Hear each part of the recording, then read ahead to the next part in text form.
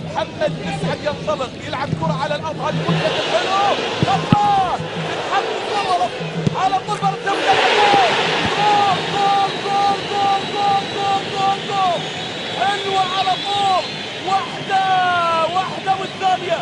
واحدة والثانية على طول. أحمد درويش،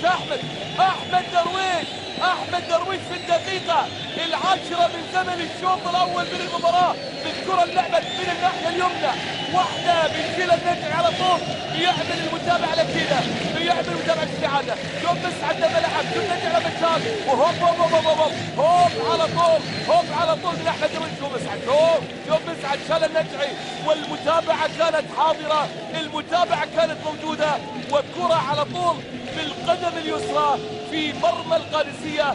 مع الدقيقة 11 من زمن الشوط الأول يتمكن أحمد درويش من تسجيل أول أهداف في اللقاء. صالح الهندول، هذه الإعادة، وعلى ما يبدو أن الدفعة كانت من نصيب الفريق القدساوي. محاولة بوغاش يتقدم،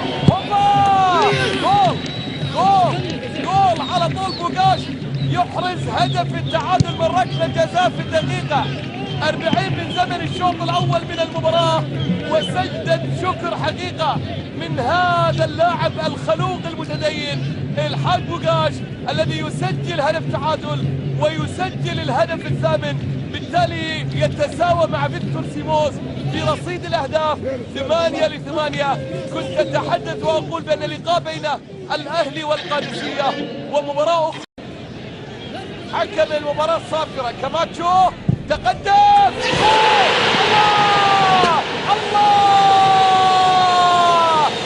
الله يا كاماتشو، الله يا كاماتشو، على طول من الكرة الثابتة على الطريقة البرازيلية، على طريقة اصطاد الطير هناك في ريو دي جانيرو. لا لا لا لا لا لا، كاماتشو في ملعب الأمير عبد الله الفيصل من الكرة الثابتة على طول بيحطها في الزاوية اليمنى، في نفس الزاوية اللي كان واقف فيها منصور النجعي. قلت لكم ان المباراة ما راح تنتهي بالتعادل، قلت لكم واجزمت بان المباراة لن تنتهي بالهدف بهدف.